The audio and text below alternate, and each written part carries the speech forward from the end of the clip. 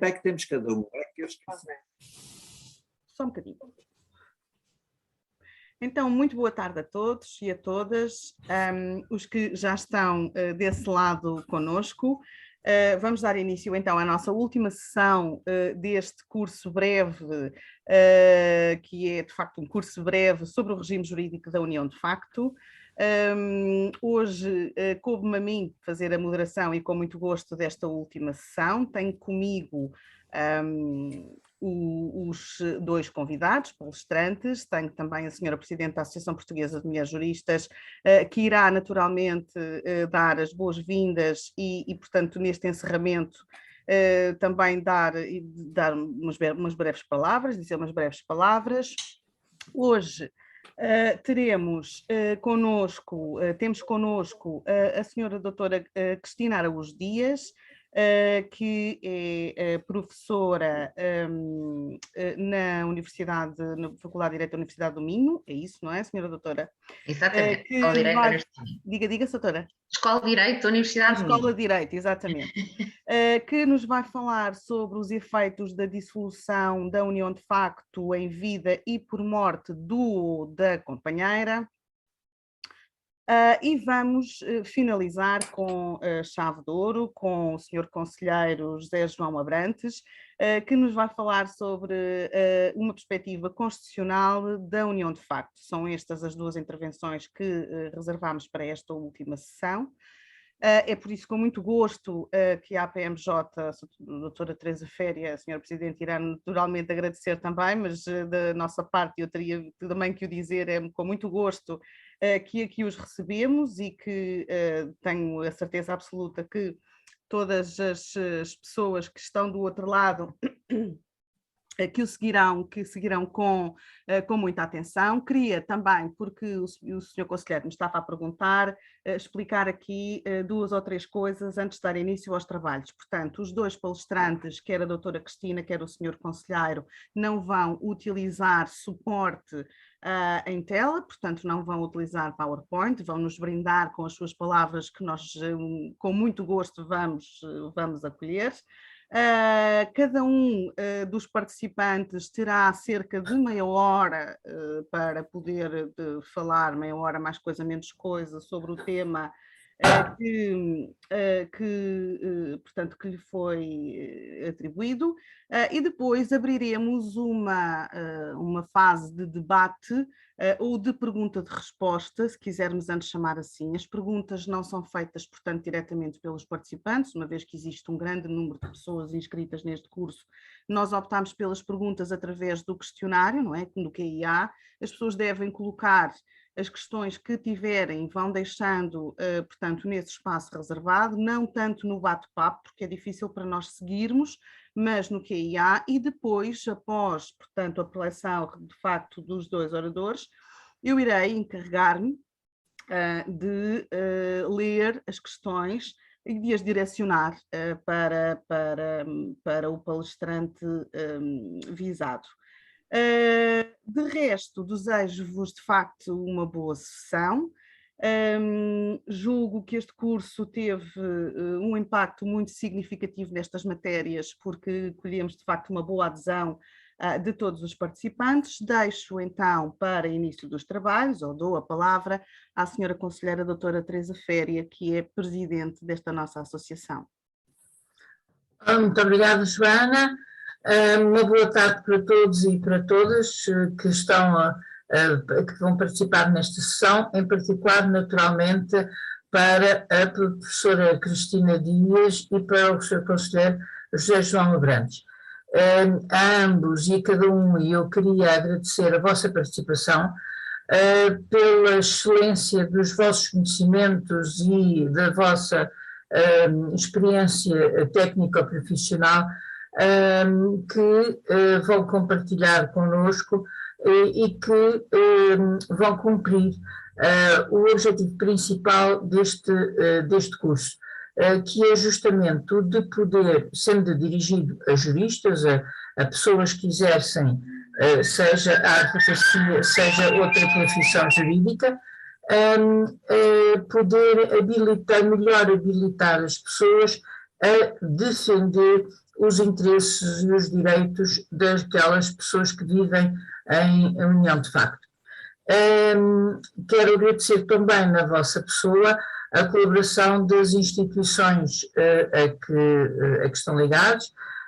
uma vez que tem sido prática da Associação Portuguesa de Mulheres Juristas colaborar com todas as instituições e entidades que queiram colaborar com a APMJ.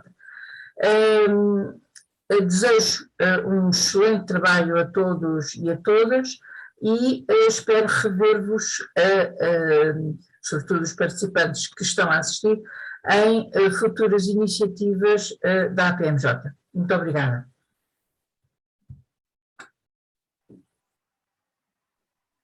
Muito obrigada, doutora Teresa Féria. Vamos então dar início aos nossos trabalhos e começamos então pela senhora doutora Cristina Araújo Dias, que nos vai falar então sobre os efeitos da dissolução da união de facto em vida e por morte do ou da companheira. Doutora Cristina Dias, muito obrigada. Muito obrigada eu. Permitam-me só fazer uns breves cumprimentos. Antes de mais nada, cumprimentar a senhora doutora Teresa Féria e em meu nome e também da instituição que aqui estou a representar, agradecer-lhe não só as palavras que acabou de dirigir, mas também o convite que me fez para estar aqui presente, que tenho muito gosto em colaborar com a Associação Portuguesa de Mulheres Juristas, nesta iniciativa e em iniciativas anteriores que já tive a oportunidade também de colaborar. Um cumprimento também ao Dr. José João Abrantes, é com muito gosto e com muita responsabilidade que estou aqui a fazer parte deste painel, em que o Sr. Conselheiro faz parte também e, portanto, é efetivamente com muito gosto que aqui estou. Cumprimentar também, evidentemente, todos os participantes nesta última sessão que, dedicada ao tema em geral da união de facto, terá sido efetivamente um curso de muito interesse e sobretudo também porque os vários palestrantes são pessoas que têm trabalhado efetivamente nestas matérias em torno da união de facto. Dito isto e avançando então para aquilo que me propuseram, que são efetivamente os efeitos da dissolução da união de facto, em vida ou por morte, evidentemente que não vou aqui analisar algumas matérias que seriam relevantes para percebermos também estes efeitos, porque seguramente elas terão sido abordadas em sessões anteriores e, portanto, debruçar-me-ei efetivamente sobre as questões da dissolução e que efeitos é que essa dissolução da união de facto, seja por ruptura e, portanto, em vida, seja por morte, implica. Sabemos efetivamente que a união de facto não está no nosso ordenamento jurídico regulada no Código Civil, mas está efetivamente na Lei 7 de 2001 de 11 de maio, com todas as alterações subsequentes, e do ponto de vista dos efeitos de proteção da união de facto no âmbito do direito da família, nós não temos aqui grande reconhecimento desses efeitos. Vamos ver que, efetivamente, um dos principais efeitos será a proteção da casa de morada da família em caso de dissolução por ruptura ou por morte, nos termos dos artigos 4º e 5º da Lei 7 de 2001, de 11 de maio, e evidentemente que quando eu referir esta lei é, obviamente, com todas as alterações subsequentes. Isto significa que, e como vamos perceber um bocadinho melhor, a proteção da casa de morada da família na união de facto só se concretiza ou só se materializa nas situações de pós-dissolução da mesma, portanto, como um efeito precisamente da dissolução. Se atentarmos no disposto no artigo 3º da referida lei, nós sabemos, e aí temos reconhecidos alguns direitos, sabemos que aí se diz que as pessoas que vivem na união de facto, nas condições previstas na presente lei, têm direito à proteção da casa de morada da família, nos termos da presente lei, a beneficiar do regime jurídico aplicável a pessoas casadas em matéria de férias, feriados, faltas, licenças e, de preferência, na colocação dos trabalhadores da administração pública, a beneficiar de regime jurídico equiparado ao aplicável a pessoas casadas vinculadas por contrato de trabalho em matéria de férias, feriados, faltas e licenças, aplicação do regime do imposto sobre o rendimento das pessoas singulares nas mesmas condições aplicáveis aos sujeitos passivos casados e não separados de pessoas e bens, portanto eu estou a ler o artigo 3º, proteção social na eventualidade de morte do beneficiário por aplicação do regime geral ou de regimes especiais de segurança social e da presente lei, prestações por morte resultante de acidente de trabalho ou doença profissional por aplicação dos regimes jurídicos respectivos e da presente lei, pensão de preço de sangue e por serviços excepcionais e relevantes prestados ao país por aplicação dos regimes jurídicos respectivos e da presente lei. Centremos-nos, portanto, naquilo a que me vou dedicar aqui, que tem a ver com os efeitos em caso de dissolução. Ao contrário do que sucede nas relações patrimoniais decorrentes do casamento, de facto não existe aqui um regime de bens, não tem aplicação as regras que disciplinam os efeitos patrimoniais do casamento, independentes do regime de bens. Portanto, isto significa que as relações patrimoniais dos unidos de facto estão sujeitas ao regime geral das relações obrigacionais ou reais. E, portanto, como provavelmente saberão, em caso de dissolução, a jurisprudência tem seguido maioritariamente o caminho da aplicação do Instituto do Enriquecimento sem causa, e, portanto, os artigos 473 e seguintes do Código Civil, devendo, evidentemente, preencher os respectivos pressupostos, e, eventualmente, até o regime de obrigação natural, portanto, alguns dos artigos 402 e seguintes do mesmo diploma. Fundamentalmente, e reportando-me essencialmente ao Instituto do Enriquecimento sem causa, os vários acórdãos que aplicam este instituto visam essencialmente repor a justiça material em casos de evidente desigualdade, portanto, quando ocorra um desequilíbrio patrimonial no final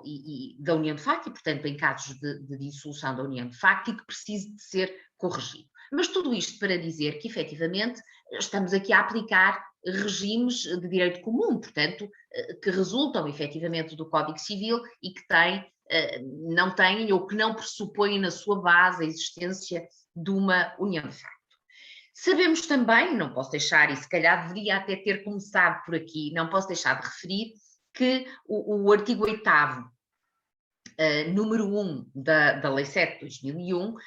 apresenta como causas possíveis de dissolução da união de facto o falecimento de um dos membros, a vontade de um dos membros ou o casamento de um dos membros. Portanto, por isso é que nós sintetizamos também a união de facto pode cessar por ruptura ou por morte, ou até por casamento de um dos membros, que implicará também uma ruptura da união de facto. Por isso é que os efeitos da dissolução resultam, evidentemente, por ruptura e, portanto, em vida ou então por morte da união de facto. É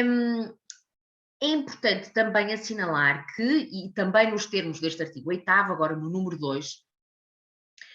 aí se consagra que a dissolução por vontade de um dos membros, ou seja, em caso de ruptura, apenas terá de ser judicialmente declarada quando se pretendam fazer direitos, quando se pretendam fazer valer direitos que dependam dela. Ou seja, para que haja dissolução da união de facto por ruptura, não há aqui qualquer requisito de forma ou qualquer intervenção estatal, portanto, bastará a vontade dos seus membros. A declaração judicial a que se refere o artigo 8º, número 2, não é, portanto, condição da cessação da união de facto, é apenas condição para que os efeitos que são legalmente conferidos a um dos conviventes em caso de ruptura possam efetivamente ser efetivados. E, portanto, não é preciso recorrer ao tribunal para invocar a ruptura da união de facto, salvo, evidentemente, quando se pretende daí retirar determinados efeitos. E, portanto, é isso que aqui está consagrado. Regressando então àquilo que tínhamos visto a propósito do artigo 3º, e em particular à linha A, e reportando-me também aqui, e sendo mais rigorosa, aos efeitos da dissolução da união de facto em caso de ruptura. Este artigo 3º, a linha A, refere a tal proteção da casa de morada de família. E o artigo 4º da mesma lei vem consignar que os artigos 1105 e 1793 do Código Civil Português são aqui aplicáveis em caso de ruptura da união de facto. Portanto, o legislador remete para o regime da proteção da casa de morada da família após o divórcio, traçando aqui um paralelo com o mesmo. Portanto, as soluções que estão previstas para a proteção da casa de morada da família em caso de divórcio, tendo na sua base um casamento, serão as mesmas que se aplicam em caso de ruptura da união de facto. E, portanto, o que aqui se prevê, e concretizando isto, é que se a casa de morada da família for arrendada, portanto não for própria dos conviventes e, portanto, for arrendada, devem as partes, em caso de ruptura, decidir o seu destino por acordo, podendo optar pela transmissão do arrendamento a um dos membros ou, eventualmente, concentração do arrendamento a favor de um deles. Portanto, transmissão, no caso de o contrato de arrendamento poder ter sido celebrado com apenas um dos membros e agora poder dar-se essa transmissão ao outro membro, ou então, contrato de arrendamento, ter ambos os membros como titulares desse contrato e agora poder dar-se a concentração do arrendamento a favor de um deles. Portanto, é isso que resulta precisamente do artigo 4º da Lei 7 de 2001 que referia, em articulação com o artigo 1105 do Código Civil. Quando não haja aqui uma possibilidade de acordo nesse sentido, caberá, portanto, ao Tribunal decidir. E decidirá tendo em conta, evidentemente, as necessidades das partes, os interesses dos filhos, se existirem, bem como outros fatores relevantes, conforme nos diz também o artigo 1105. Isto no caso, dizia eu, da casa de morada da família ser arrendada. No caso da casa de morada da família pertencer a um dos unidos de facto, ou a ambos, e portanto dizermos em termos gerais e latos, ser própria dos conviventes, neste sentido de pertencer a um deles ou a ambos, o direito daí habitar pode ser concedido a qualquer um deles após a separação, nos termos do referido no artigo 1793, portanto, a tal norma que se aplica também à proteção da casa morada da família em casos de divórcio. Se, evidentemente, também neste caso, os unidos de facto não consigam alcançar um acordo quanto ao destino da casa morada da família, o Tribunal pode atribuir o direito a residir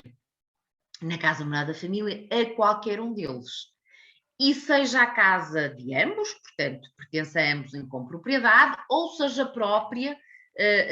de um dos membros da união de facto. Evidentemente que se estivermos a falar desta situação e, portanto, a casa é propriedade de um dos membros da união de facto e, aferindo-se aquele caso concreto, venha a verificar-se que tem necessidade de ficar na casa o outro membro da união de facto, bom, aqui surgirá uma relação de arrendamento entre os ex-membros da união de facto. E, portanto, quando não haja aqui um acordo, o Tribunal vai decidir também estas questões atinentes à casa de morada da família, nos mesmos termos que decide à luz do artigo 1793, no caso de ocorrer um divórcio, e, portanto, quando na base está um casamento e não uma união de facto. Portanto, essencialmente, nos casos de dissolução da união de facto por ruptura, e sem prejuízo daquilo que referi a propósito do artigo 3º, é essencialmente nesta proteção da casa de morada da família que os efeitos se fazem sentir, ou é fundamentalmente neste contexto, porque, como eu comecei por dizer, nós não aplicamos aqui regimes de bens, não temos partilha, não há aqui um regime específico, aplicamos ou podemos aplicar também os regimes específicos, os regimes gerais de direito comum, como o Instituto do Investimento Sem Causa, a que fiz referência logo no início desta minha intervenção. No caso de ocorrer dissolução da união de facto por morte, nós vamos ver que esta proteção da casa de morada de família também existe. Mas aqui eu chamaria a atenção a mais a outras normas que vêm também contemplar alguns efeitos no caso da dissolução da união de facto por morte. Volto a referir, como já tive a oportunidade de dizer em relação à dissolução da união de facto por ruptura, que não se aplicam aqui as normas que estão previstas para a dissolução do casamento por morte. É verdade que, e como sabemos, e como seguramente já aqui deve ter sido abordado numa outra intervenção, a união de facto vem assumindo um papel de relevo na nossa realidade, na realidade social, afirmando-se até como uma nova forma de família. E, portanto, partindo deste pressuposto, será de refletir ou de ponderar até uma posição sucessória do convivente, eventualmente mais próxima do cônjuge sobrevive. Mas o nosso ponto de partida é este, portanto, não há aqui equiparação do ponto de vista sucessório do unido de facto ao cônjuge sobrevive. É verdade que chegou a ser discutida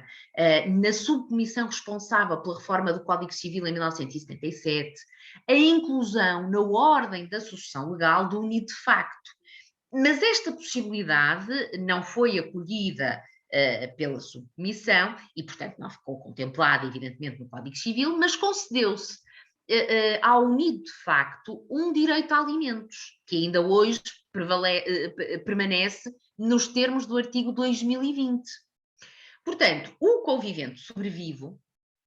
tem o direito de exigir alimentos da herança do falecido, ainda que não se trate aqui verdadeiramente de um direito sucessório, um direito a alimentos, tal como acontece também como o direito a panágio do cônjuge, que ainda está configurado hoje em dia no artigo 2018.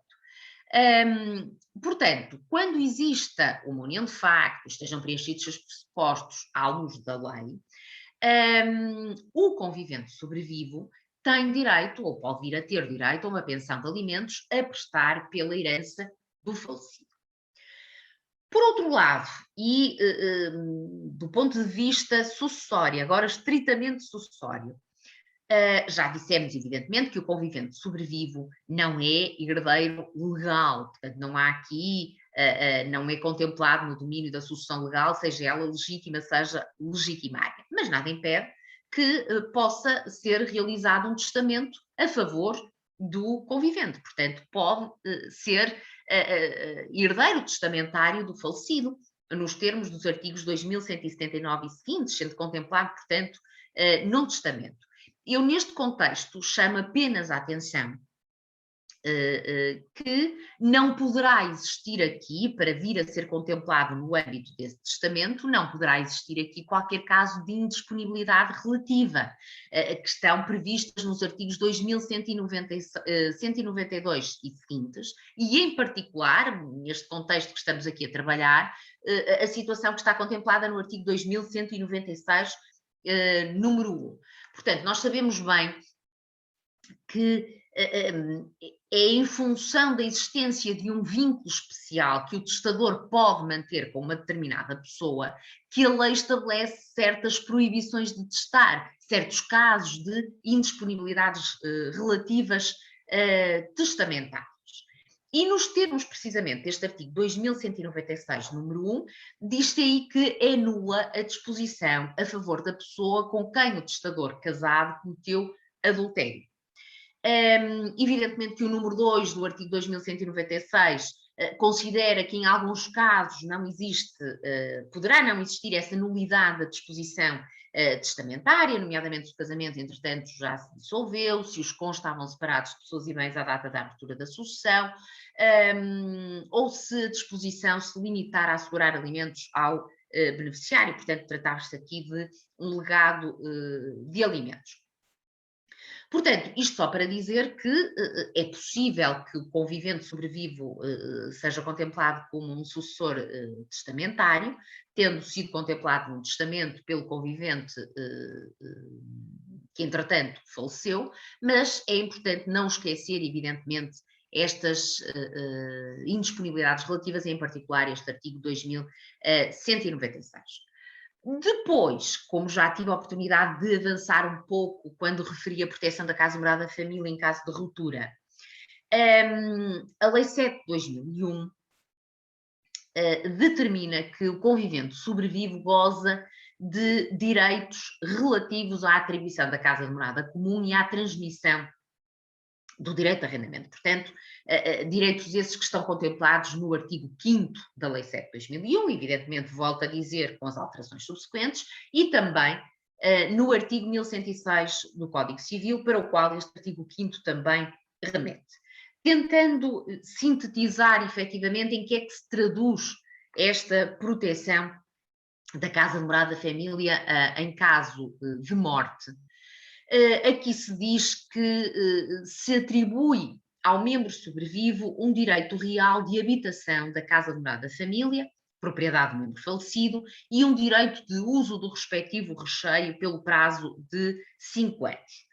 Se os membros da união de facto eram comproprietários da casa de morada da família e do respectivo recheio, o sobrevivo tem os referidos direitos em exclusivo. Evidentemente que a lei também prevê aqui o caso de a união de facto durar há mais de 5 anos e, portanto, nestes casos, estes direitos podem ser conferidos por um tempo igual ao da duração da união de facto. Há depois aqui algumas particularidades no número 4 e no número 5, onde se diz que excepcionalmente e por motivos de equidade o Tribunal pode prorrogar os prazos referidos anteriormente, considerando designadamente os cuidados dispensados pelo membro sobrevivo à pessoa do falecido ou a familiares deste, e a especial carência em que o membro sobrevivo se encontre por qualquer causa. Diz ainda o número 5, que se o interessado não habitar a casa por mais de 1 ano, os direitos em causa caducam, salvo se a falta de habitação for devida a motivo de força maior.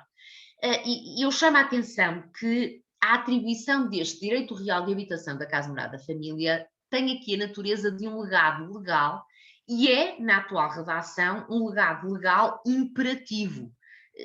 como se fosse legitimário. É que, além da possibilidade de existência, como nós sabemos, de legados testamentários e contratuais, pode, à luz deste artigo 5º, falar-se aqui de um legado legal, prevendo-se efetivamente um direito real de habitação a favor do convivente sobrevivo relativamente à casa de morada comum e, portanto, e que se impõe aos sucessíveis do autor da sucessão, que efetivamente não o podem afastar, tal como ele efetivamente está previsto atualmente neste artigo 5º da Lei 7 de 2001. A lei prevê também, no número 7 deste artigo 5º, que, esgotado o prazo em que beneficiou do direito de habitação, o membro sobrevivo tem o direito de permanecer no imóvel na qualidade de arrendatário, nas condições gerais de mercado, e tem o direito a permanecer no local até à celebração do respectivo contrato, salvo, evidentemente, que se os proprietários satisfizerem os requisitos legalmente estabelecidos para a denúncia do contrato de arrendamento para habitação pelos senhorios, com as devidas adaptações. O membro sobrevivo tem ainda direito de preferência em caso de alienação do imóvel, tal como dispõe o número 9 deste artigo 5º. Estas situações são contempladas para aquelas hipóteses em que a casa de morada de família era um bem próprio do autor da sucessão. Mas pode acontecer que a casa de morada da família fosse arrendada, situação que também já previmos e já falamos a propósito da dissolução por ruptura. No caso da casa de morada da família ser arrendada, o membro sobrevivo beneficia da proteção que está prevista no artigo 1106 do Código Civil, que também está prevista para as situações de cessação do casamento, de dissolução do casamento. E, portanto, o direito ao arrendamento para a habitação não caduca por morte do arrendatário quando lhe sobrevive a pessoa que com ele vivesse no locado em união de facto há mais de um ano. E, portanto, o que vai acontecer é que se o arrendatário era o membro falecido, a sua posição transmite-se ao membro sobrevive. Se no contrato de arrendamento constavam como arrendatários ambos os membros, a morte de um irá provocar a concentração do arrendamento no outro. Portanto, em modos paralelos àqueles que também já falamos a propósito da ruptura da união de facto e, portanto, à dissolução em vida. Queria ainda referir, a propósito, evidentemente, dos efeitos da dissolução por morte,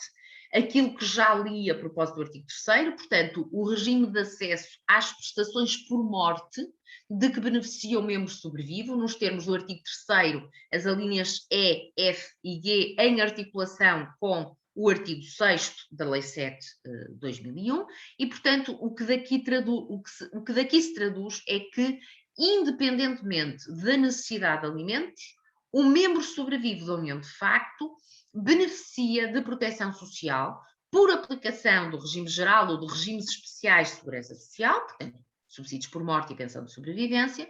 tem direito a prestações por morte resultante de acidente de trabalho ou doença profissional, bem como a pensões do preço de sangue e por serviços excepcionais e relevantes prestados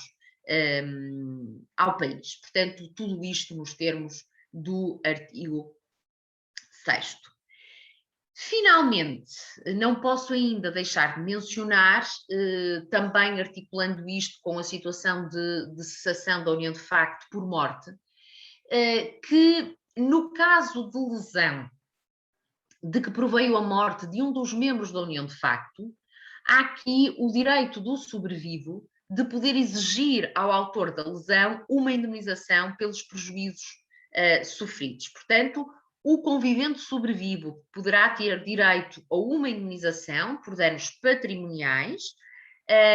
se o falecido lhe prestava alimentos, nos termos do número 3 do artigo 495 do Código Civil, bem como por danos não patrimoniais, aqui à luz do artigo 496, número 2 e 3 do Código Civil, onde se contempla também aqui o união de facto e a união de facto. E, portanto, em termos gerais, são apenas estes os efeitos decorrentes da dissolução por ruptura ou por morte da união de facto, que estão contemplados na nossa lei e que, portanto, que configuram, evidentemente, uma proteção muito mais fraca do que aquela que nós temos para a situação de dissolução do casamento, seja por divórcio, seja por morte. Uma nota final, apenas para referir que nós sabemos, evidentemente, que os ordenamentos jurídicos, essencialmente europeus, têm vindo a reconhecer efeitos jurídicos às uniões de facto, progressivamente são reconhecidas como novas formas de família e, portanto, evidentemente que tudo isto deve ser ponderado e deve haver aqui uma reflexão sobre a posição do unido de facto em caso de dissolução da união de facto, seja por ruptura e essencialmente em caso de morte e até eventualmente a sua posição sucessória, se poder discutir até que ponto se pode aproximar da posição sucessória do cônjuge sobrevivo. O que me parece, e não vou entrar nessa reflexão, evidentemente, mas o que me parece é que nós deveríamos exigir aqui uma prova mais exigente e fiável da existência da união de facto do que aquela que está prevista atualmente à luz do artigo 2A da Lei 7 de 2001 sob pena de, ponderando evidentemente a atribuição de outros efeitos à união de facto, em caso de dissolução, se poder atribuir efeitos a meras relações de facto que não configuram verdadeiramente uma união de facto à luz do artigo 1º desta lei 7/2001. E bom, passou aqui o tempo que tinha para fazer a minha intervenção. Evidentemente que estou disponível para algumas questões que possam ter, algumas reflexões, alguns comentários, porque nestas matérias estamos todos a aprender e, portanto, também terei muito gosto em aprender na parte final de algum debate que daqui possa surgir. Muito obrigada pela vossa atenção. Obrigada, doutora Cristina Araújo Dias. É sempre um enorme gosto ouvi-la, não só porque estas coisas que nos entram todos os dias para quem pratica, não é? Que entram pelos escritórios e pelos próprios tribunais, são tão simples nas suas palavras que realmente nós pensamos, pois é, poderia ser por ali. E por isso temos mesmo que agradecer de facto as suas brilhantes palavras. Nós optámos de facto pelo debate ser feito posteriormente às duas intervenções. Já temos aqui algumas questões, julgo eu, aqui no QIA. E, portanto, vou, sem demoras, dar a palavra ao Sr. Conselheiro José João Abrantes, que também estamos todos muito curiosos e expectantes para ouvir falar sobre estas questões. Portanto, a união de facto na perspectiva constitucional, ou uma perspectiva constitucional da união de facto, certo? Muito obrigada, Sr. Doutor, dou-lhe a palavra, está bem? Muito obrigado, senhora doutora. Boa tarde a todos e a todas. É com muito gosto que estou aqui e as minhas primeiras palavras são precisamente para agradecer este honroso convite para participar neste evento da Associação Portuguesa de Mulheres Juristas e saúde a associação precisamente na pessoa da minha querida amiga e colega de curso, a senhora conselheira Teresa Féria. Nela saúdo institucional e pessoalmente a Associação Portuguesa de Mulheres Juristas, saúdo também a senhora doutora Joana Pinto Coelho e todos os membros da associação e naturalmente a senhora professora Cristina Araújo Dias, que acabou de nos fazer uma excelente intervenção, uma excelente conferência sobre este tema, na perspectiva da dissolução da relação de união de facto, e ouvia com muito interesse, com muito proveito também, essa sua excelente intervenção, que aumentou ainda mais a minha responsabilidade, porque depois das palavras generosas que me foram dirigidas, quer pela senhora conselheira Teresa Féria e também pela senhora doutora Joana Pinto Coelho e pela própria senhora professora, de facto eu também estou aqui para participar, com muito gosto, contribuindo com o que possa dizer de útil sobre esta matéria, mas também aqui a aprender no debate com todos vós e designadamente, como já disse, já tive muito proveito com esta excelente intervenção da minha colega, da sua professora Cristina Araújo Dias, de uma escola de Direito, de uma faculdade de Direito, também diz muito, tem colaborado por muitas vezes com a Escola de Direito da Universidade do Minho. Ora bem, compete-me a mim falar sobre uma perspectiva constitucional da união de facto, e de facto a primeira coisa que eu fiz foi tentar compulsar a jurisprudência do Tribunal Constitucional, onde atualmente me encontro, sobre a união de facto. E de facto há uma, pode-se considerar já larga jurisprudência. Eu tive que selecionar aquela que me pareceu mais importante para referir aqui e para servir de base ao nosso pensamento e ao nosso debate posterior, e tenho aqui que confessar que tenho, enfim, dentro do dever de reserva, que como magistrados temos de nos pronunciar sobre os casos concretos, estou relativamente à vontade, porque estando no tribunal apenas há 1 ano e pouco, ainda não me confrontei em concreto com nenhuma destas questões, mas pronto. Lá vamos então, queria só fazer esse alerta de que procedia à seleção da jurisprudência que me pareceria mais relevante. Mas fazendo umas apreciações prévias e de acordo com um pequeno plano distribuí, falaria inicialmente em geral sobre a família, casamento e união de facto no direito português e concretamente a partir do artigo 36, número 1 da Constituição. Este artigo 36, número 1 da Constituição, que é aqui a pedra basilar desta matéria em termos da sua concepção jurisconstitucional, diz que todos têm o direito de constituir família em condições de plena igualdade e trata-se de uma fórmula que não é original, é uma fórmula que retoma, enfim, de algum modo o artigo 16, número 1 da Declaração Universal dos Direitos do Homem e também o artigo 12 da Convenção Europeia dos Direitos do Homem, onde se fala quer da proteção da família, quer do casamento, e este artigo 36, número 1, tem sido objeto das mais diversas interpretações. Qual é o seu conteúdo concreto, quais são as imposições que determina em termos do entendimento desta matéria relativa à proteção da família e ao direito de casar, e depois também já falarei do direito de não casar, mas eu penso que são questões que não se devem exagerar excessivamente na sua análise dogmática. De facto, uma primeira questão que se pode levantar a propósito do artigo 36, número 1, e que alguns autores têm discutido, é se a própria referência à família visa o reconhecimento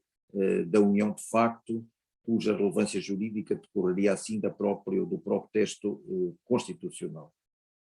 Numa outra perspectiva, há quem relaciona o direito de constituir família estabelecendo no fundo uma conexão, designadamente com o artigo 1576 do Código Civil, que anuncia nas relações jurídicas familiares, portanto o primeiro artigo do livro do direito da família, do livro 4º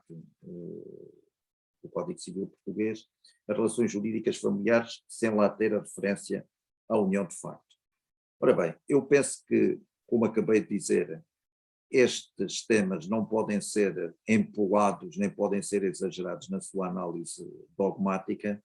O que eu penso que é importante termos presente é que, independentemente de estarmos a discutir se o artigo 1576 teria ou não sido revogado, ou pelo menos necessitando de uma interpretação corretiva no sentido de acrescentar às relações jurídico-familiares aí e consagradas também a união de facto, eu penso que o que é importante termos presente é que, independentemente do conceito de família derivado desse artigo 1576, nós temos vários exemplos no próprio Código Civil, onde se dá outras noções de família, digamos assim, ou de família para determinados efeitos, e onde por vezes, inclusivamente, se alarga esse conceito de família a determinados tipos de relações de convivência, como por exemplo no artigo 1040, número 3. Ora bem, portanto, eu penso que a união de facto tem que ser qualificada como uma relação de família, pelo menos para determinados efeitos. Nós acabamos de ouvir a senhora professora Cristina Araújo Dias dizer, e muito bem, na sua excelente intervenção, de que gostei muito e dou-lhe os parabéns por isso, senhora professora, pela sua excelente intervenção, de que de facto não há uma equiparação total entre o casamento e a união de facto, nem poderia haver. Aliás, eu penso que há um obstáculo constitucional a que houvesse essa equiparação total. Quer dizer, se a Constituição tutela o direito de casar, também tutela, penso eu, o direito de não casar. E, portanto, eu penso que seria até inclusivamente inconstitucional que, de facto, se alargasse na totalidade ou se equiparasse totalmente o casamento à união de facto. E aquilo que nós vimos é que esse aproximar da união de facto ao casamento foi sendo feito progressivamente, mas mesmo quando olhamos hoje para a Lei 7 de 2001, e, enfim, na sua redação atual da Lei 23 de 2010, nós vemos no fundo nessa lei uma espécie de síntese do caminho trilhado, mas em que ainda estamos bastante longe de uma plena equiparação das duas realidades. E, de facto, não poderia ser de outra forma, não poderia haver essa tal equiparação total.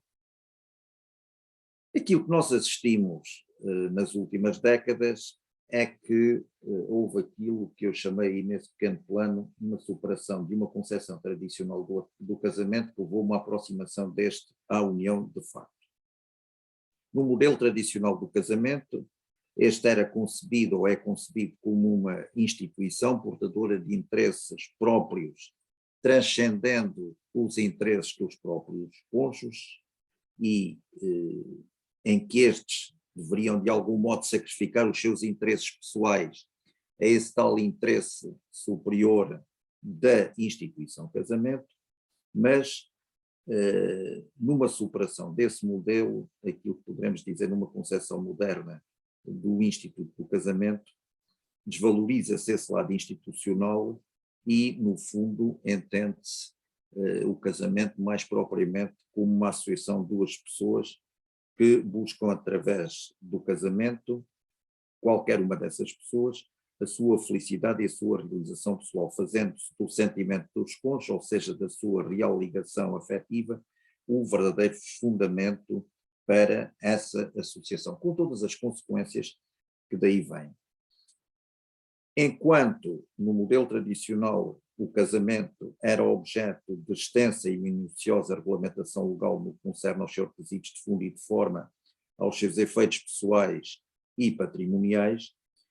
no modelo moderno tende-se para uma maior tolerância em relação à própria vontade das partes, mas sem que se desvalorize totalmente. O que é importante ter presente é que numa concepção moderna se tende a considerar relações familiares, designadamente o casamento, como pertencendo ao foro privado, mais propriamente do que ter subjacente uma ideia institucional que supera ou que esteja por cima dos interesses pessoais dos cônjuges.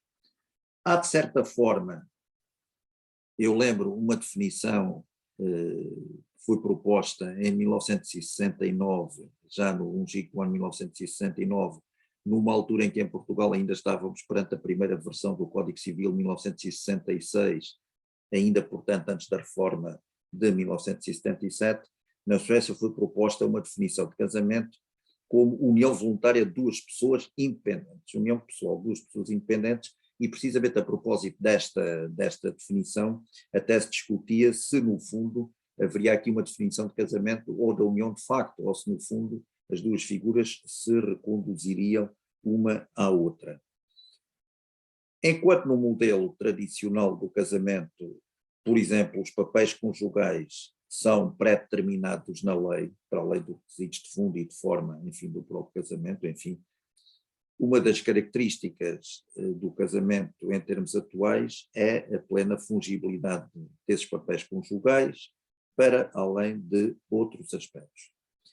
É evidente que as soluções do Código Civil de 1966, pelo menos na sua primeira versão, refletiam amplamente, pode-se dizer, o modelo tradicional de casamento.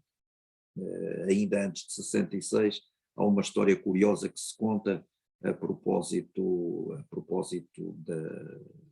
da elaboração do anteprojeto do livre direito da família do Código Civil português, que coube numa primeira versão, depois corrigida mais tarde pelo seu professor Fernando Andrade Pires Lima, mas numa primeira versão coube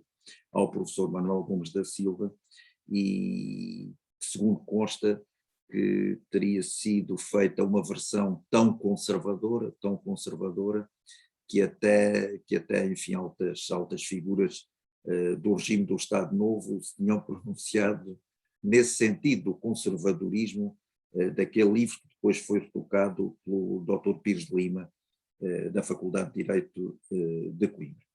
E, portanto, havia uma visão conservadora, uma imagem tradicional do casamento moldada pelo Código de 66, que, no entanto, foi profundamente alterada e bem pelo Decreto-Lei 496 de 77, 25 de novembro, a célebre reforma de 1977, que é um marco muito importante, sobretudo desde logo no sentido de adaptar o direito da família e também o direito das sucessões portugueses à Constituição da República. E no sentido de entender, de facto, a família como um lugar de realização das pessoas que o compõem e baseada fundamentalmente no próprio princípio da igualdade dos cônjuges. Esse é o aspecto mais significativo, depois tem, portanto, os seus corolários, no sentido de não haver uma pré-determinação dos papéis dos cônjuges, enfim, toda uma série de alterações, por exemplo, depois as alterações que também se verificarem em matéria do divórcio e as alterações legislativas que aí se têm seguido. Ora bem, eu penso que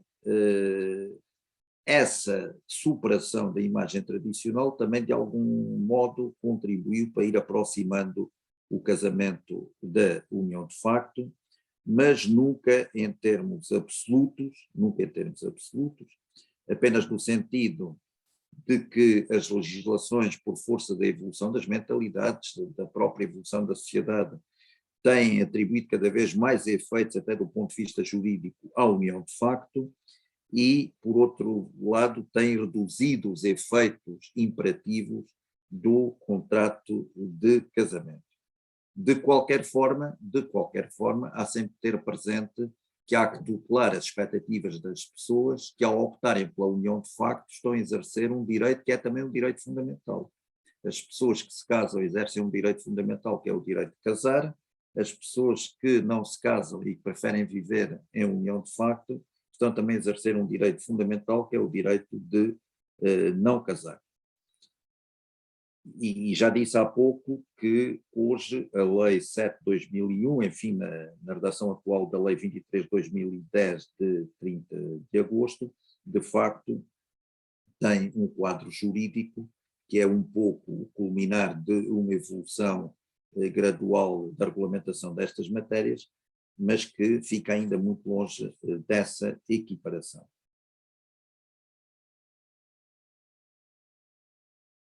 Logo à partida da união de facto, como é evidente, não decorrem certos efeitos, que são efeitos que decorrem para quem se une pelo vínculo do casamento. Da união de facto não decorre desde logo para os sujeitos da relação, as obrigações de fidelidade, respeito, coabitação, cooperação e assistência do artigo 1671 para os cônjuges. Depois há muitos outros efeitos do casamento que também não se aplicam, portanto, à união de facto. Nem poderia deixar de ser assim, como disse, porque se as pessoas vivem a união de facto é porque querem viver assim. Não é propriamente porque sejam obrigadas, que é uma situação que, enfim, ainda nos lembramos que acontecia antes do 25 de Abril, antes da Revolução Democrática do 25 de Abril, e por força da regulamentação dos efeitos do casamento católico, muita gente vivia em união de facto, porque de facto não podiam voltar a casar e portanto não podiam obter o divórcio de relações anteriores. Portanto, eu penso que este é um ponto fundamentalíssimo que tem que ser tido aqui em linha de conta e que tem esta dimensão constitucional de reconhecer como direito fundamental, ao lado do direito de casar, o direito de não casar. De qualquer forma, uma questão que tem sido também discutida do ponto de vista da doutrina constitucional, e ainda não estou a entrar propriamente na análise da jurisprudência do Tribunal Constitucional, quero fazer uma referência mais desenvolvida, é saber se o direito de contrair casamento é apenas um direito fundamental ou é mais do que isso uma garantia institucional. E há, penso que maioritariamente na doutrina, um entendimento de que o casamento é uma instituição constitucionalmente garantida, ou seja, uma instituição cuja existência e estrutura essencial a Constituição protege em determinados moldes, que de qualquer forma, esta ideia de proteção do casamento nestes sentidos não pode também prejudicar na sequência do reconhecimento de um direito fundamental de não casar, à proteção da própria união de facto. E eu estou a chamar a atenção para este ponto, é que me parece muito importante, porque isto está subjacente a alguns dos acórdãos que encontrei sobre a relevância jurídica ou constitucional da relação de facto, e eu parece que esse é um ponto bastante importante. A acentuação de dois aspectos. Primeiro, do reconhecimento de um direito fundamental de não casar, das pessoas que vivem em união de facto, e, por outro lado, um direito ou também uma garantia institucional de proteção da família enquanto união de facto, não apenas da família ligada pelo casamento, da união de facto. É evidente, nós sabemos que também nos últimos anos tem havido alguma evolução em matéria da regulamentação da união de facto e também do casamento, por exemplo, em relação à questão do casamento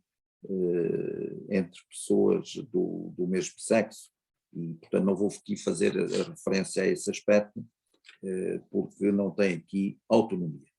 Então eu iria tentar dar alguns dados que parecem importantes sobre a jurisprudência do Tribunal Constitucional sobre a união de facto. Procurei fazer uma breve síntese. Eu queria aqui também, disse isto inicialmente, ainda antes de começarmos a nossa sessão, à Sra. Doutora Joana Pinto Coelho, eu de facto tenho estado a sobrevado de trabalho no Tribunal Constitucional, sobretudo agora nestes anos de eleições, e não é uma eleição, são 315 eleições, enfim, com estes processos eleitorais todos, eu gostava de ter preparado também um PowerPoint para acompanhar a exposição e, sobretudo, até gostava de ter elaborado melhor os apontamentos que aqui tinha, mas vou procurar ser o mais claro possível, pedindo desde já desculpa por alguma insuficiência, que se deve apenas a isso, a não ter tido o tempo que gostaria de ter para preparar essa tal apresentação mais cabal. Eu vou deixar de parte alguma jurisprudência que não me parece que tenha levantado problemas de maiores. Estou a pensar, por exemplo, o Acórdão 605 de 2013, que me parece pacífico o seu entendimento, no sentido de que o estrangeiro que vive em união de facto há mais de 3 anos com o nacional português pode adquirir a nacionalidade portuguesa, portanto está em causa o número 3 do artigo 3º da Lei da Nacionalidade. Ou, por exemplo, um outro acórdão que encontrei que julgou inconstitucionais determinadas normas do Decreto-Lei 18 de 88, que excluem da preferência que aí está estabelecida em relação à escolha das escolas para onde vão dar aulas, dos professores que, sendo pais de filhos menores, mas não casados, convivam em condição idêntica à dos cônjuges e coabitem com aqueles filhos. Ou seja, estamos aqui, quer num caso, quer noutro, perante situações em que claramente estava em causa, parece-me, é fácil de entender isso, o princípio da igualdade e da não discriminação. Portanto, não havia nenhum motivo razoável, nenhum motivo que atendesse, no fundo, aos tais 2 direitos fundamentais que têm que ser levados em linha de conta, a distinção entre o direito de casar e o direito de não casar, e, portanto, esta tutela do direito de não casar e este direito de proteger as pessoas que vivam também em união de facto, que optaram livremente por viver em união de facto e não numa relação de casamento,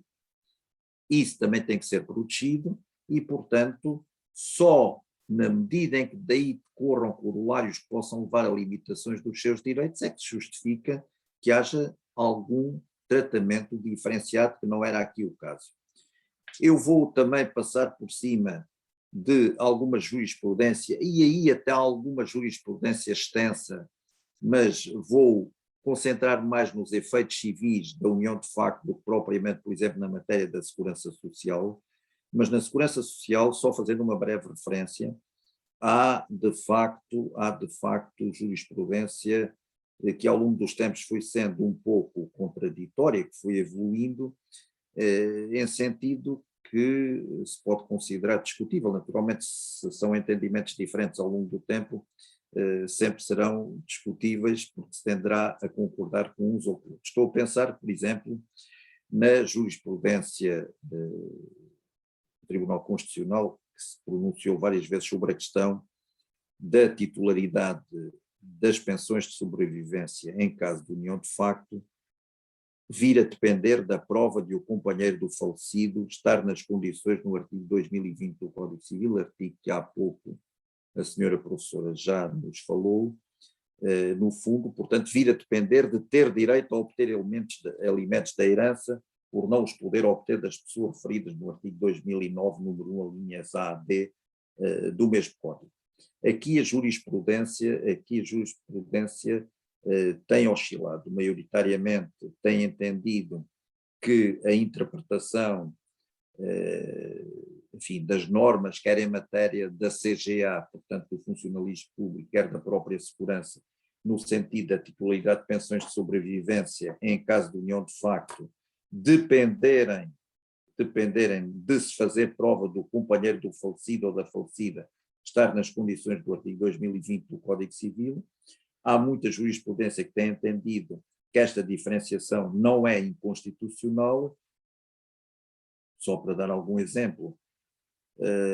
os acórdãos 134 de 2007, 26 de 2007, 523 de 2006, 705 de 2005, 644 de 2005, etc. Não vou aqui enunciar todos eles, mas em contrapartida, considerando inconstitucional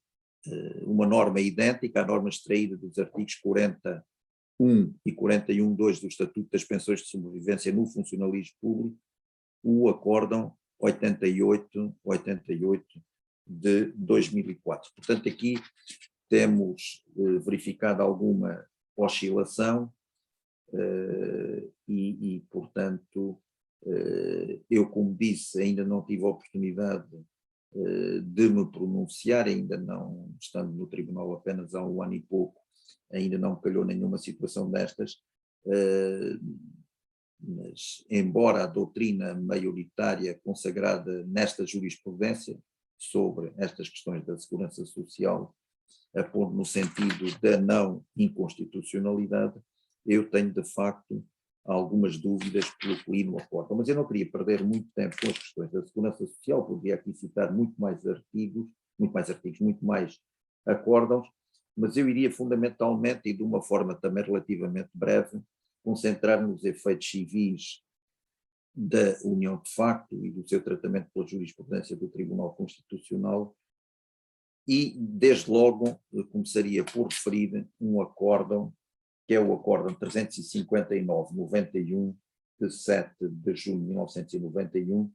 que declarou com força obrigatória geral a inconstitucionalidade de um assento do Supremo Tribunal de Justiça, do assento do Supremo Tribunal de Justiça de 23 de abril de 1987,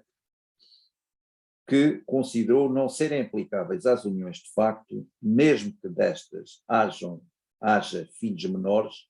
as normas do então artigo 1110 do Código Civil relativas à incomunicabilidade do arrendamento para habitação.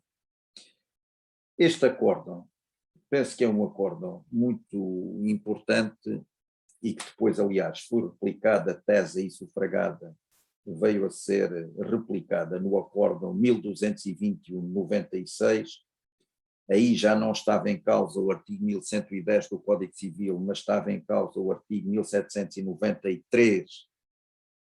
número 1 do Código Civil, mas aquilo que eu queria fundamentalmente chamar a atenção para este acórdão é que, partindo naturalmente da análise do direito ordinário, do direito infraconstitucional, o acórdão do Supremo Tribunal de Justiça, em que foi tirado o assento em causa, parte da análise da regra geral contida no artigo 424 do Código Civil sobre a cessão da posição contratual e diz o seguinte: o regime definido no artigo 1110, números 2 e 3 do Código, portanto, da comunicabilidade do arrendamento e da transmissão do arrendamento sem que, para o efeito, fosse necessário o consentimento do senhorio, é uma exceção à regra do artigo 424 do Código Civil e, portanto, nessa medida, sendo uma exceção, sendo objeto de uma norma excepcional, não pode ser aplicada por analogia ao caso das uniões de facto, mesmo quando desta haja filhos menores, sob pena de infração do artigo 11 do mesmo Código Civil. Ou seja, partindo-se de uma norma do Código Civil,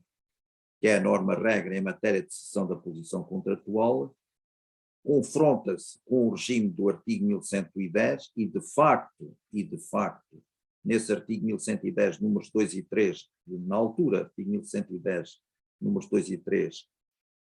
ao permitir-se que o direito ao arrendamento se transmita entre os cônjuges ou ex-cônjuges, conforme se trata de separação judicial ou divórcio, sem que por efeito fosse necessário o consentimento do senhorio, de facto, isto é uma norma excepcional, o que me parece, enfim, fazendo uma análise daquilo que estava neste assento do Supremo Tribunal de Justiça, de facto, aquilo que me parece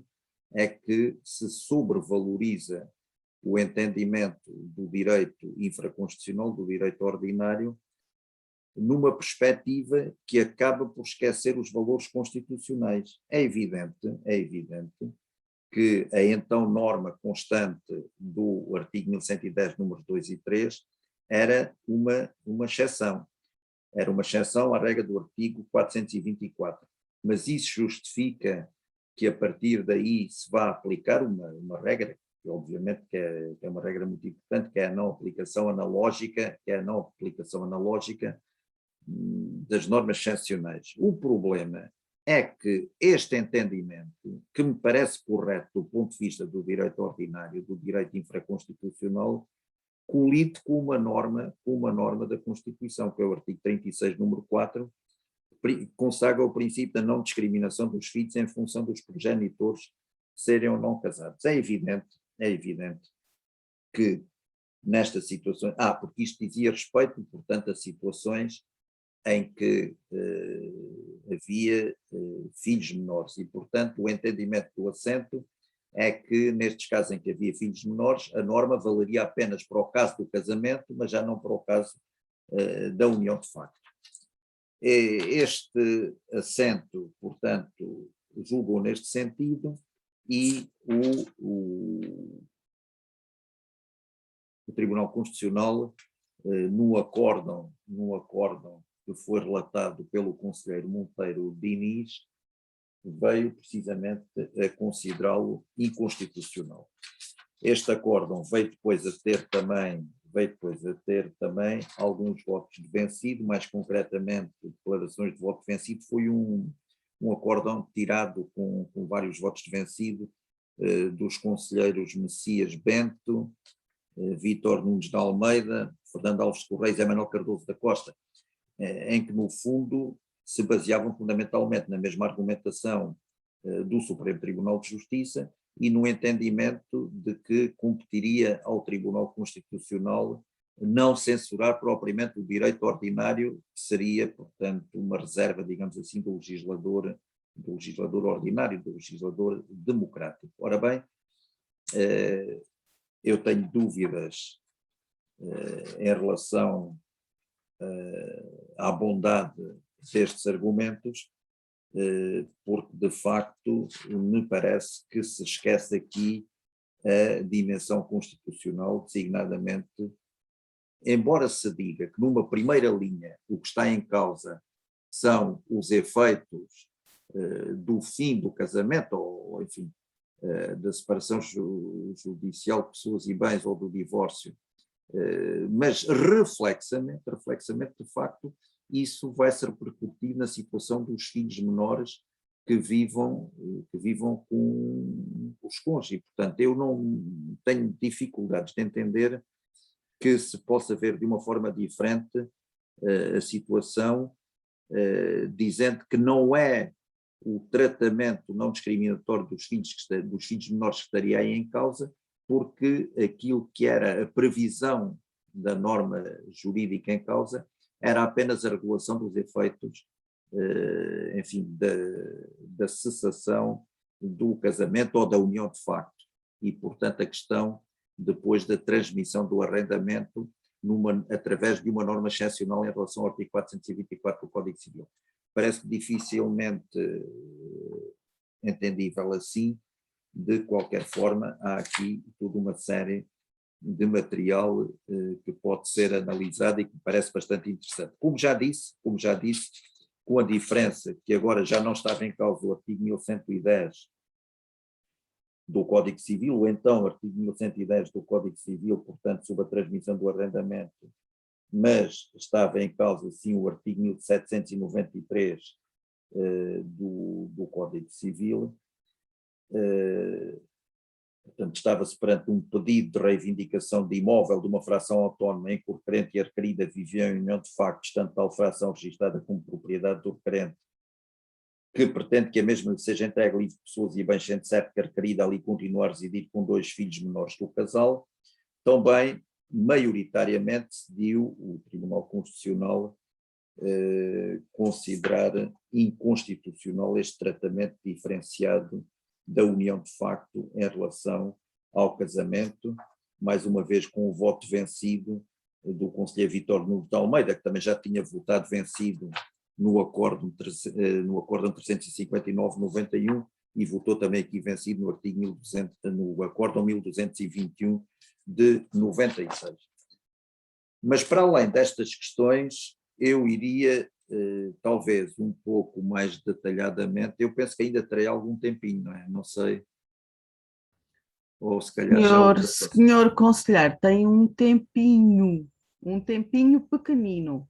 Está bem, está bem. Tá Senhora doutora, bem? muito obrigado, peço desculpa, Não porque faz eu de mal, facto não faz comecei mal. logo por pedir Porque desculpa isso à associação e a todos os participantes de não ter tido a hipótese de fazer o PowerPoint, talvez ajudasse, e acabei por talvez perder demasiado tempo a explicar porque é que não tinha posto uns acórdãos e outros. O que eu achava mais interessante era a questão do artigo 496 do Código Civil, que já foi objeto de análise pelo Tribunal Constitucional por mais do que uma vez, e também em situações de análise de entendimento contraditório, portanto, no sentido da não conformidade com a Constituição e no sentido da conformidade com a Constituição, o artigo 496 do Código Civil interpretado no sentido de que o unido de facto que convivia com a vítima em situação estável e duradoura em condições análogas às dos cônjuges não tem direito à indenização por danos não patrimoniais em caso de lesão corporal grave do outro membro da união de facto. Eu começaria por referir, então vou ser muito sintético, estamos fundamentalmente entre juristas e afim, mas talvez fazendo uma remissão para os acórdãos, depois possam consultar. No acórdão 275 de 2002, decidiu-se julgar inconstitucional, precisamente por violação do artigo 36, número 1 da Constituição, conjugado com o princípio da proporcionalidade, a norma do número 2 do artigo 496 do Código Civil, na parte em que, em caso de morte da vítima de um crime doloso, exclui a atribuição de um direito de indenização por danos não patrimoniais pessoalmente sofridos pela pessoa que convivia com a vítima em situação de união de facto estável e duradoura em condições análogas às dos cônjuges. Isto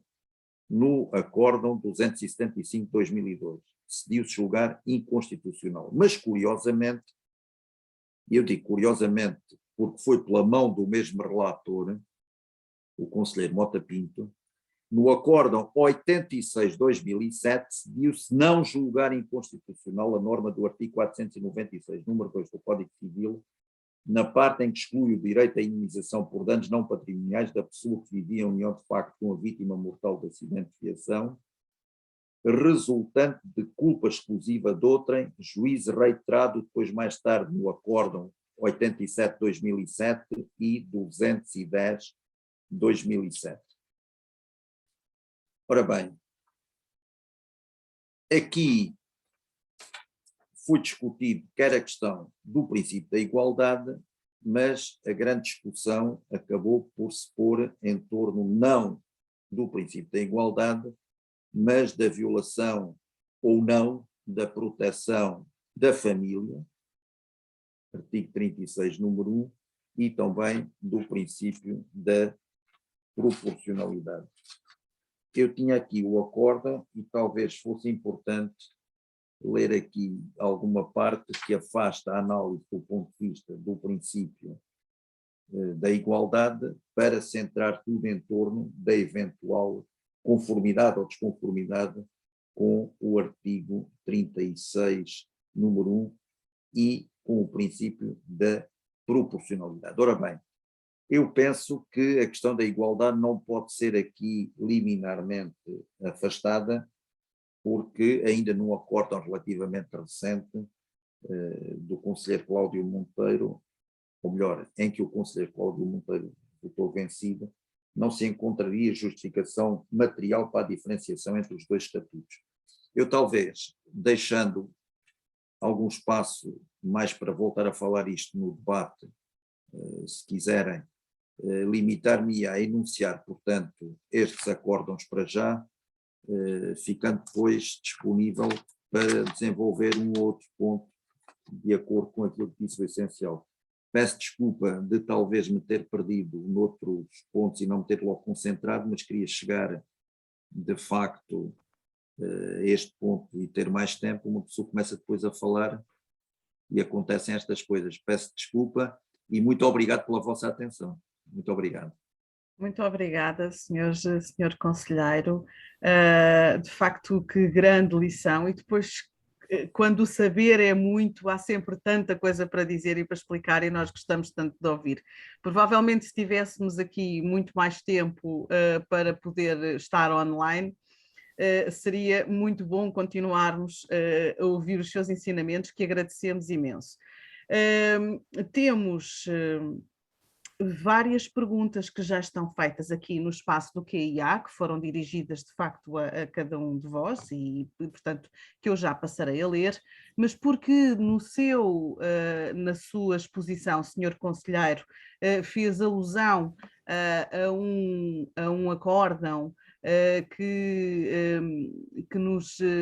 suscitou alguma curiosidade e alguma à senhora conselheira Teresa Féria. Ela pediu-me 2 minutos, que eu irei dar 2 minutos,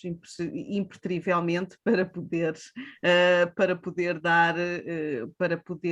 dizer 2 ou 3 palavras. E, portanto, senhora conselheira, senhora presidente. Obrigada, Joana. O acórdão a que eu quero fazer referência é justamente aquele sobre o 1110 do Código Civil, justamente porque é o acórdão que vai fundar a Associação Portuguesa de Mulheres Juristas. Esse assento sobre o qual o acórdão recai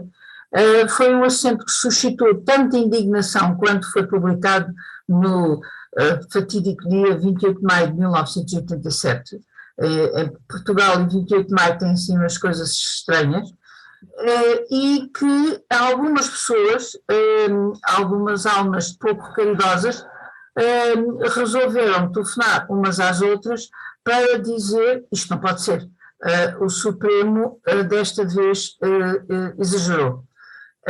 E iniciámos um processo que veio a conduzir à elaboração de um documento apresentado depois ao Provedor de Justiça, que, por sua vez, o apresentou ao Constitucional, para ser declarada a inconstitucionalidade desse assento, justamente com base na violação do artigo 36 da Constituição da República, o que foi conseguido.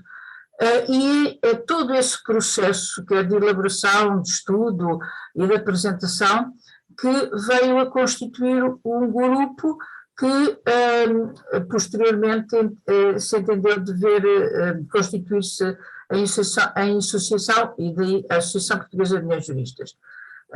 Terminados os meus 2 minutos, não queria deixar de dar esta nota, porque esse acórdão é-nos particularmente grato. Obrigada. Joana? Obrigada, doutora Teresa.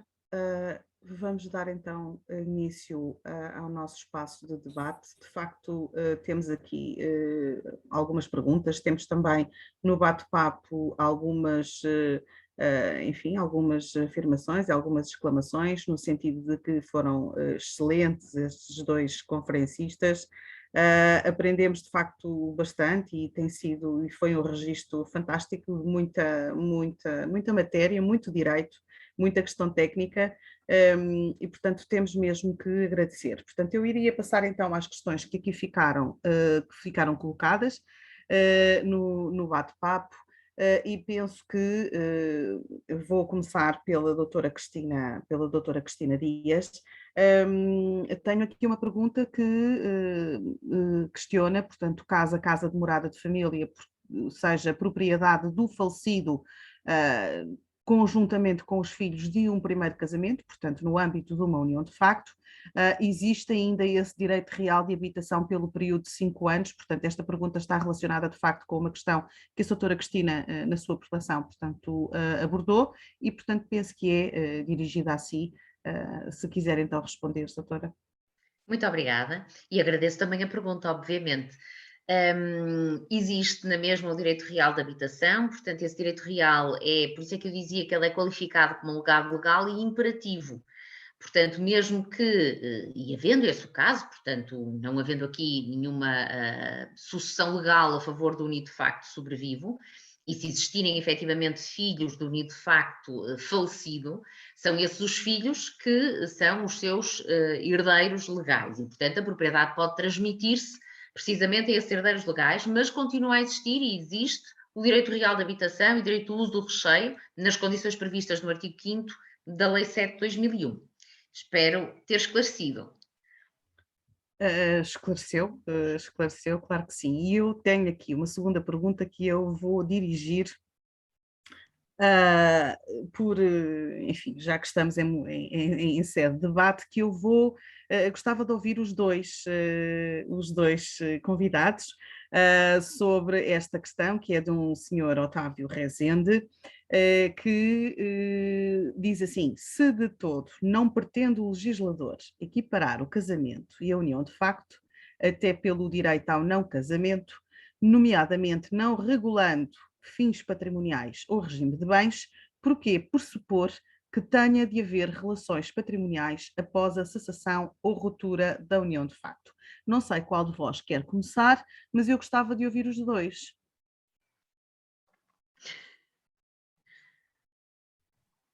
Doutor,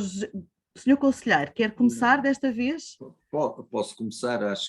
penso que a professora Cristina Araújo Dias estará até mais à vontade, mas de qualquer forma é evidente que nem faria sentido, quer dizer, o legislador não quer, nem faria sentido equiparar o casamento à união de facto. Agora, relações patrimoniais, eu penso que isso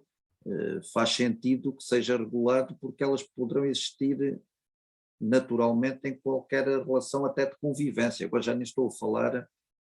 porque como eu disse logo inicialmente, de facto muitas vezes, e nós temos hoje até a prova que o Código, a legislação complementar do Código Civil, nós temos também medidas de proteção das uniões de facto e temos medidas de proteção das pessoas que vivem, por exemplo, em economia comum. Portanto, nestas situações, decorrente das próprias relações pessoais, podem sempre aparecer também relações patrimoniais e convém que isso seja regulado, independentemente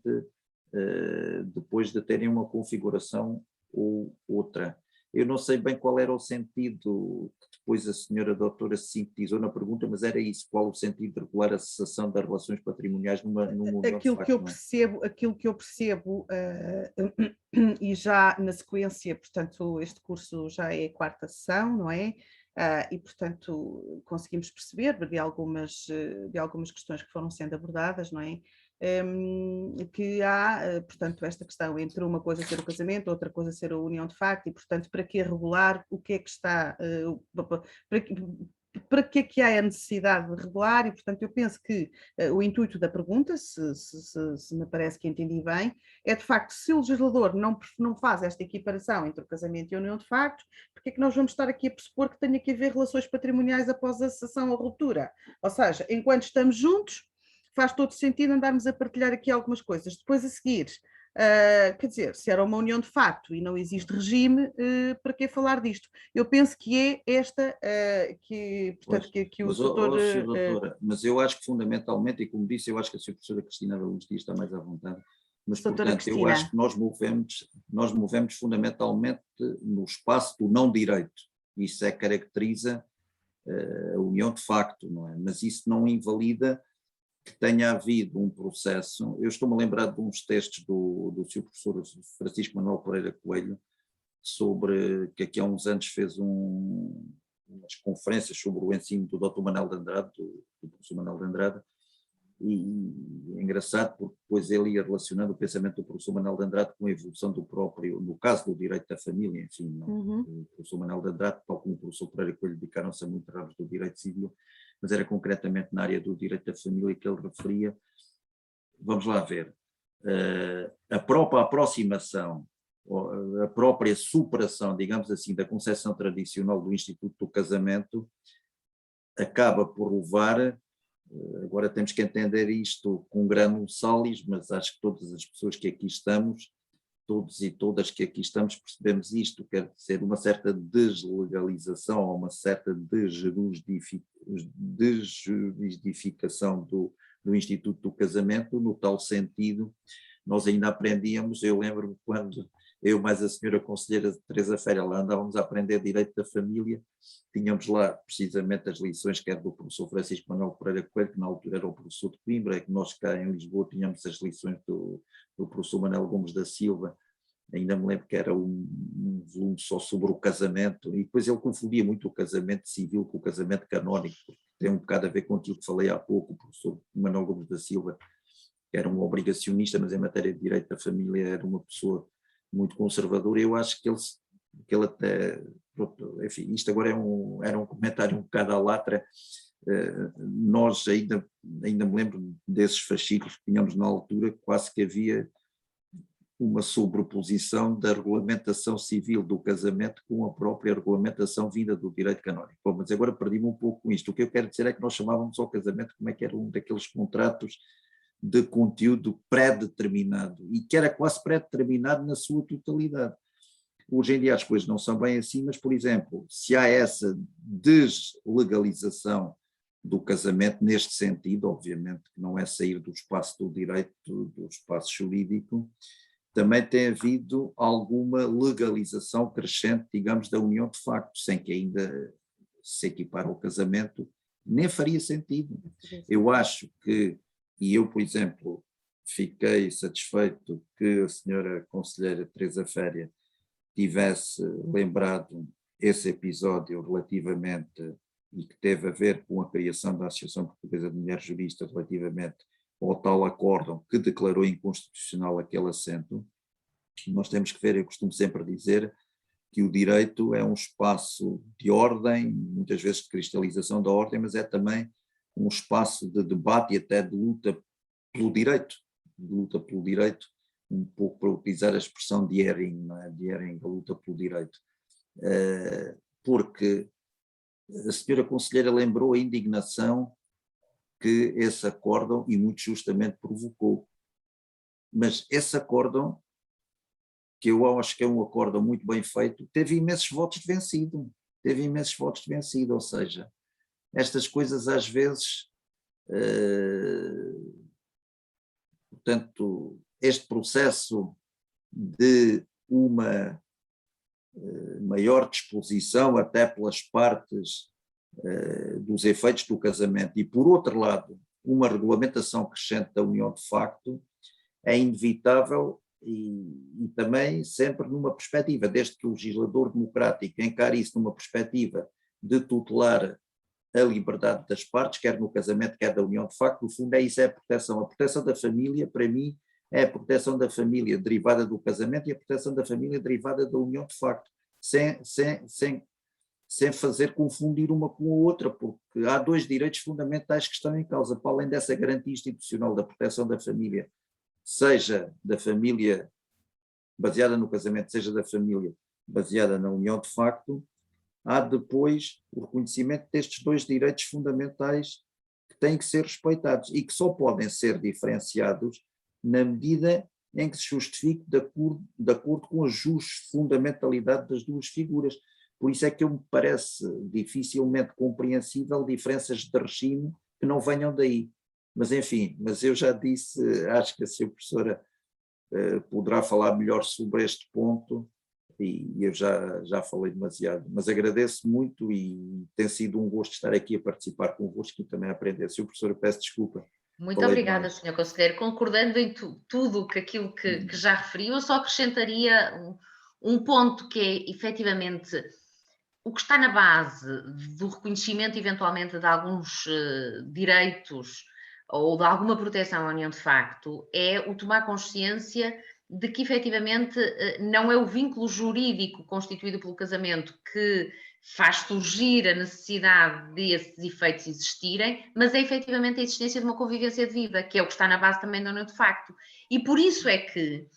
só em alguns pontos é que nós temos essa equiparação, cujo objetivo é precisamente proteger o convivente aquele que necessita dessa proteção, evidentemente, no caso da ruptura e no caso da morte. Portanto, não é uma regulamentação das relações patrimoniais que nós temos em relação ao casamento, é apenas pontualmente, em algumas matérias, poder existir essa proteção, sob pena de podermos deixar um dos conviventes que eventualmente mais carecerá de proteção, desprotegido. Muito obrigada, doutora Obrigado, Cristina. Muito obrigada, doutor. Senhor Conselheiro, vou passar aqui a uma outra questão. Ainda, enfim, vou dirigi-la também aqui à doutora Cristina Dias. Eu tenho uma dúvida, esta questão é uma questão da doutora Andressa Oliveira. Eu tenho uma dúvida sobre o regime de bens que vigora na união de facto e como funciona em caso de separação, por exemplo, quanto aos frutos do trabalho e quando constroem patrimónios juntos, casas, carros e depois se separam. Há alguma especialidade? Pese embora já tenhamos de alguma forma dado alguma nota do que aqui está. Doutora Cristina. Sim, de facto, no regime de bens, na união de facto não há regimes de bens e, portanto, não temos aqui as particularidades que temos, como acontece com o casamento, o que significa que aplicamos, como eu referi, as regras de direito comum, portanto, relações obrigacionais, relações reais, como se fossem efetivamente duas pessoas estranhas que não vivessem em união de facto. O que pode eventualmente suscitar-se é no momento da dissolução, se isso se configurar e para evitar, lá está, os tais desequilíbrios que podem ocorrer, ser possível, como a jurisprudência já tem feito, a aplicação, verificados os seus pressupostos, evidentemente, do Instituto de Enriquecimento Sem Causa. Muito obrigada, doutora. Terminou? Sim, obrigada. Sim, terminou? Muito obrigada. Nós temos aqui uma última questão, também já só estamos uns minutinhos depois da hora programada, mas eu iria aproveitar aqui uma questão, porque eu sou moderadora, naturalmente, mas sou uma moderadora com muita curiosidade. Durante este curso, portanto, tivemos a oportunidade de tocar várias matérias e vários pontos relativos à união de facto. Eu iria aproveitar aqui uma frase que foi dita pelo senhor conselheiro e que faz, enfim, concordando com tudo o que foi dito até aqui, uma frase que foi dita por ele que no início, que relativamente às relações jurídicas familiares, há até quem diga que temos uma nova ordem familiar, não é? A ordem jurídica familiar, no sentido de qualificarmos ou não as relações portanto, constituídas sob a união de facto como relações jurídicas familiares. Portanto, já falámos sobre esse ponto, mas o Sr. Conselheiro dizia aqui, a dada altura, que temos que qualificar a união de facto como uma relação jurídica familiar, pelo menos para determinados efeitos. E eu iria perguntar-lhe neste tom coloquial em que disse esta frase, se de facto vislumbra aqui a possibilidade de qualificarmos ou de não qualificarmos a união de facto como uma relação jurídica familiar, em que circunstâncias, portanto, Ou seja, se existem alguns requisitos para que nós possamos ou não, no seu entendimento e na sua perspectiva, dizer que estamos perante uma família. Sim. Muito obrigado, senhora doutora. Eu também disse logo na altura que achava que estes entendimentos não devem ser excessivamente dogmatizados, acho eu, porque no fundo, senão acabamos por cair um pouco no conceptualismo, não é? No conceptualismo. Eu até dei na altura o exemplo, portanto, do artigo 1040, número 3 do Código Civil, para relações de convivência, de mera convivência, que também são agora reguladas por lei. Eu acho que aquilo, portanto, eu não quereria tanto estar a discutir, porque se de facto, a união de facto, eu acho que não tem grande interesse, sob pena de cairmos no conceptualismo, estar a discutir se o artigo 1576 é inconstitucional ou não, porque isso acho que não tem grande sentido útil, quer dizer, pode-se até dizer que sim ou que não, mas, e consequências práticas. A união de facto é de facto uma relação familiar, pelo menos para todos os efeitos que lhe são reconhecidos pela lei e designadamente pela Lei 7 de 2001, por esta lei que está em vigor, e naturalmente tem que ser sempre lida, e nesse aspecto espero que a jurisprudência dos tribunais, e designadamente dos tribunais superiores e do próprio Tribunal Constitucional, possa contribuir para o alargamento desses tais direitos, nos quais teremos que sempre ver manifestações dessa garantia institucional do artigo 36 da proteção à família, que é a família baseada no casamento e é a família baseada na união de facto. Portanto, eu veria, e eu penso que isso responde à pergunta que a senhora doutora fez, e muito bem, que a garantia da proteção da família é a garantia da proteção da família do casamento e da proteção da família da união de facto, sem que se possam confundir, porque o direito tem que, de facto, tutelar os legítimos interesses das partes quando se ligam por relações de convivência, sejam relações jurídicas ou não, mas tem que tutelar os interesses e, designadamente, tem que, naturalmente, ter a consciência de que as pessoas que se resolveram unir numa convivência que é diferente do casamento estão também a exercer um direito que é tão fundamental como o outro. Há o direito de casar, mas as pessoas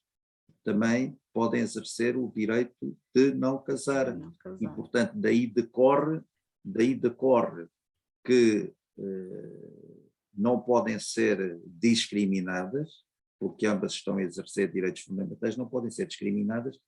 e por isso é que eu acho que quando se depois discute a aplicação ou não do princípio da igualdade e do princípio da não discriminação, a única base para a diferenciação tem que ser uma diferenciação racional, com uma razão objetiva, mas que tem a ver com essa diferença de base entre os dois conceitos, não é agora vir-se dizer não está lá bem previsto, e por exemplo, esse acórdão que falámos, a coisa que mais choca é que de facto jogou-se apenas no plano do direito infraconstitucional, esquecendo que, como todos nós aprendemos na faculdade, já vinha da teoria do Kelsen, não é? Que a Constituição é o vértice do ordenamento jurídico e, portanto, é o direito infraconstitucional, o direito ordinário que se tem que conformar com a Constituição e não o contrário. E, portanto, eu penso que nesse aspecto acho que a única diferenciação admissível do ponto de vista constitucional é que respeite sempre o exercício legítimo pelas partes de direitos que são direitos fundamentais de qualquer delas, o direito de casar e o direito de não casar, fundando, portanto, duas famílias, uma família baseada no casamento e outra família que optou por não ser baseada no casamento. Muito obrigada, Sr. Conselheiro. Acho que é isso, doutora. Agradeço muito a pergunta. Respondeu-me a mim, respondeu-me a todos, e penso que é uma dúvida que vai sussurrando aqui de sessão para sessão, esta questão de nós irmos à lei ordinária, buscar, como dizia o Dr. Jorge Pinheiro no outro dia, há aqui um resquício da união de facto, há alguma visibilidade da união de facto, e portanto nós estamos sempre à procura no direito da visibilidade da união de facto. Bom, e vamos terminar com uma última pergunta dirigida à doutora Cristina Araújo Dias. Portanto, que vem do Sr. Dr. Pedro Silva Pereira. Boa tarde, em primeiro lugar, apresentar os meus cumprimentos a todos os palestrantes, à professora doutora Cristina Dias, de quem fui aluno de licenciatura e mestrado, portanto é familiar, doutora. Considera que possa existir uma desproteção do membro sobrevive da união de facto, que fica dependente da existência de um testamento que lhe conceda o direito à casa de morada de família, no caso do falecido ser casado à data da sua morte, mas estando separado de facto há 10 anos e vivendo em união de facto há 5 anos. Não existindo testamento, nunca um membro sobrevive da união de facto poderá fazer valer o seu direito à casa de morada de família, uma vez que o membro falecido era casado à data da morte e a Lei 7 de 2001, no seu artigo 2º, a linha C, não contempla a mera separação de facto. Poderá assim existir uma colisão entre esta exceção da alínea C e o disposto na alínea A do número 2 do artigo 2196 do Código Civil? Doutora, isto é uma pergunta altamente direcionada de quem sabe perfeitamente do que está a falar. O doutor Pedro Silva Pereira é perito em fazer questões assim, em que mistura várias coisas e, portanto, já estou habituada a este género de perguntas. Em todo caso, se eu percebi bem, o que nós temos aqui primeiro é o problema do artigo 2196, que tem a ver com a questão das indisponibilidades relativas e, portanto, o facto de não poder ser contemplado em testamento, e é nula a disposição testamentária, conforme daí resulta, ou nas situações em que a pessoa que é contemplada terá tido uma relação adulterina com o testador. E, portanto, se assim for, aquela disposição testamentária é nula. Isto por um lado, não é? Seja a união de facto, que eu não posso qualificar como união de facto para efeitos legais, porque na verdade aquela pessoa ainda está vinculada por um casamento anterior. E portanto isto quanto à disposição testamentária. Por outro lado, se efetivamente aquela pessoa está ainda casada e não separada de pessoas e bens, e isto levava-nos a uma outra questão que tem a ver com o artigo 2º, a tal a linha A, na parte final, que salvaguarda a situação da separação de pessoas e bens, que eu confesso que efetivamente também me choca um bocadinho, atendendo ao caráter monogâmico que nós temos do casamento, e a separação não dissolve o casamento. A separação apenas produz determinados efeitos de caráter patrimonial, tal como o divórcio, mas o casamento permanece. E com ele alguns deveres conjugais, mas enfim, isso já é uma outra questão. E portanto, se efetivamente um dos membros da união de facto ainda continua casada com uma outra pessoa,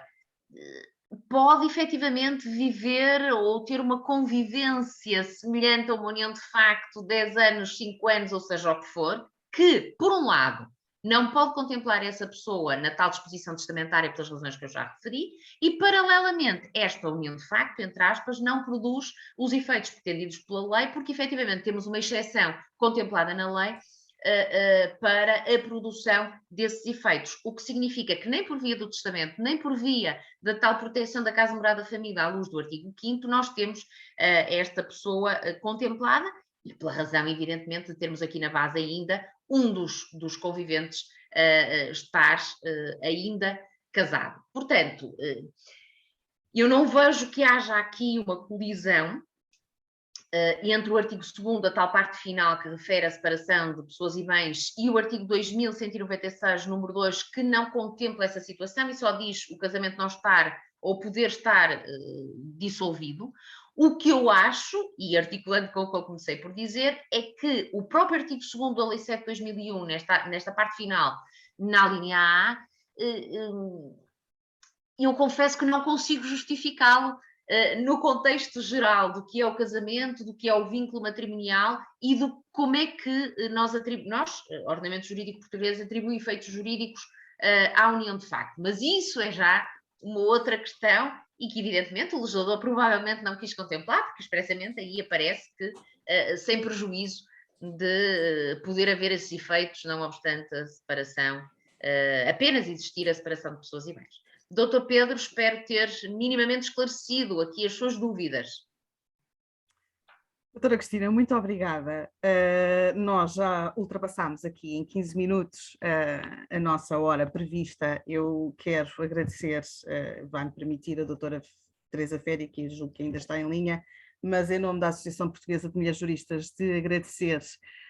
as brilhantes intervenções de cada um individualmente, agradecer mesmo muito estas lições de direito, de facto, que vamos escolhendo. Quero agradecer também, em nome da Associação Portuguesa de Mulheres Juristas, todas e todos os que participaram neste curso, os que nos vão seguindo nestas nossas iniciativas, todas as vezes que vamos promovendo este tipo de reflexões e debates relativamente a estes assuntos que consideramos de facto que são importantes, e é importante falarmos destas questões. E dizer também, ainda relativamente a algumas dúvidas que foram colocando aqui, mas mais coisas formais, mais questões formais, portanto, o curso vai ser aberto numa fase posterior portanto, no YouTube da Associação Portuguesa de Mulheres Juristas, para poderem revisitar as intervenções. E, portanto, irmos continuadamente relembrando estes ensinamentos que vamos escolhendo nestas sessões, e, de facto, termino agradecendo, reiterando novamente o agradecimento pela vossa prestação e pela vossa disponibilidade, e até um dia destes sobre um outro tema qualquer, está bem? Muito bem, muito obrigada a todos. E vou então encerrar o curso. Muito obrigado. E até sempre. Muito obrigado. Muito obrigada. Obrigada a todos e a todos. Muito obrigada. Foi um gosto.